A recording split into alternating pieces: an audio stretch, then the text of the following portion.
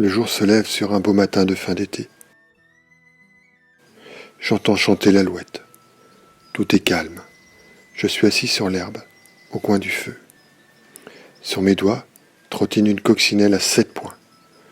Je me rappelle mon enfance heureuse dans mes chères vallées d'Atrébatie. Le vent d'ouest s'est levé, et il rafraîchit l'air et mon visage. Je lui en suis gré. Je suis prêt. Demain, je pars. Demain, je marcherai dans les pas et dans l'ombre de Comios, mon roi. Venant de tous les clans, Atrébates et Morin, des hommes du Nord marcheront pour porter assistance à l'armée de l'Arverne. Nous partageons pour la première fois peut-être un idéal commun, celui de la liberté pour toutes les cités celtes. J'ai déjà combattu, tu le sais, je suis monté à l'assaut sur la Sabie.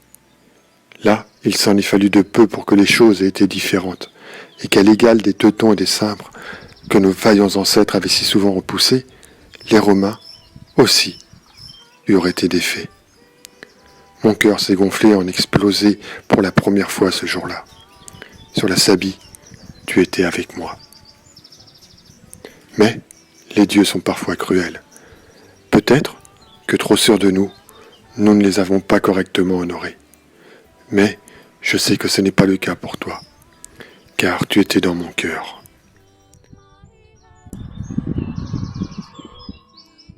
À toi, Epona, gardienne de notre peuple.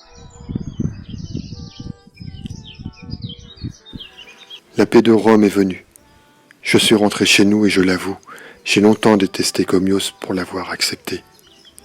Mais je ne suis pas si sot que ça et finalement, j'ai compris que là où je voyais de la forfaiture, il était juste question d'intelligence. Notre roi nous avait permis de ne pas avoir à livrer les nôtres en otage, de ne pas être écrasés par les impôts, et surtout de faire en sorte que les Atrébates et les Morins ne soient pas effacés d'un souffle de la surface de la terre par cet adversaire belliqueux. De mauvaises langues, au pays du sanctuaire, disent que je suis aussi teigneux qu'un nervien. Ils n'ont pas forcément tort, car lorsque Comios a sonné le rappel, j'étais le premier à y répondre. Demain, nous marcherons vers les cités du sud. Ils chanteront, j'imagine, à la gloire de Bélénos. Nous quitterons le pays vert, gris et miel. Nous laisserons derrière nous nos plaines, nos forêts, nos étangs, la mer grise de Morin à une demi-journée de cheval de la ferme. Demain, c'est le grand départ.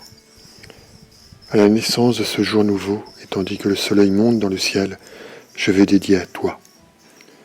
Je t'offrirai le divin hydromel, le pain et la lumière, afin que tu protèges ma famille, mes troupeaux et ma femme, lorsque je serai parti. Puisse la guerre ne pas être trop longue. Je suis prêt, Epona, et je t'attends. Je suis prêt, et je crie ton nom.